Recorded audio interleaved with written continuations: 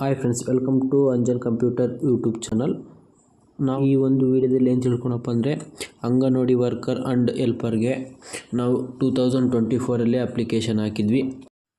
ನಮಗೆ ಮತ್ತೆ 2024 edit option ಕೊಟ್ಟಿದ್ದರು. ನಾವೇನಾದ್ರು ರಾಂಗ್ ಮಾಡಿದರೆ ಅದನ್ನು ಎಡಿಟ್ ಮಾಡ್ಕೊಳ್ಳೋಕ್ಕೆ. ಮತ್ತು ಈಗೂ ಓಪನ್ ಆಗ್ತಾಯಿದೆ. ಮತ್ತು ಈಗೂ ಓಪನ್ ಆಗಿದೆ. 2025 ನಾವು ಮಾಡಿರೋಂಥ ಮಿಸ್ಟೇಕನ್ನು ಸರಿಪಡಿಸ್ಕೊಳ್ಳೋದಕ್ಕೋಸ್ಕರ ಮತ್ತೆ ಓಪನ್ ಮಾಡಿದರೆ ಅಂಗನವಾಡಿ ಹೆಲ್ಪರ್ ಆ್ಯಂಡ್ ವರ್ಕರ್ಗೆ ನಾವು ಇದನ್ನು ಹೇಗೆ ಓಪನ್ ಮಾಡೋದು ಅಂತ ನೋಡೋಣ. ಒಂದು ವೆಬ್ ಓಪನ್ ಮಾಡ್ಕೊಂಬಿಡಿ. ಅಂಗನವಾಡಿ ಅಂತ ಸರ್ಚ್ ಮಾಡಿ.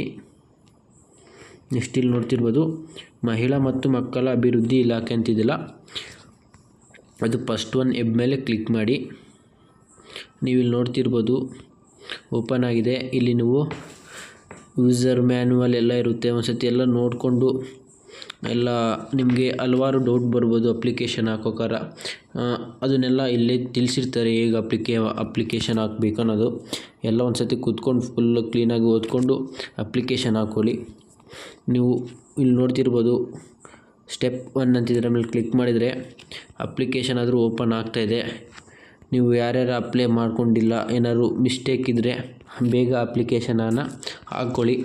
ನಾನು ನೆಕ್ಸ್ಟ್ ಬರುವಂಥ ವೀಡಿಯೋದಲ್ಲಿ ಹೇಗೆ ಅಪ್ಲೈ ಮಾಡಬೇಕನ್ನೋದು ಸಂಪೂರ್ಣವಾಗಿ ಮಾಹಿತಿಯನ್ನು ತಿಳಿಸ್ತೀನಿ. ಈ ವಿಡಿಯೋ ಇಷ್ಟೇ. ನಿಮ್ಗೆ ಇಷ್ಟ ಆಗಿದ್ರೆ ಲೈಕ್ ಮಾಡಿ, ಶೇರ್ ಮಾಡಿ, ಸಬ್ಸ್ಕ್ರೈಬ್ ಮಾಡಿ. Thank you for watching.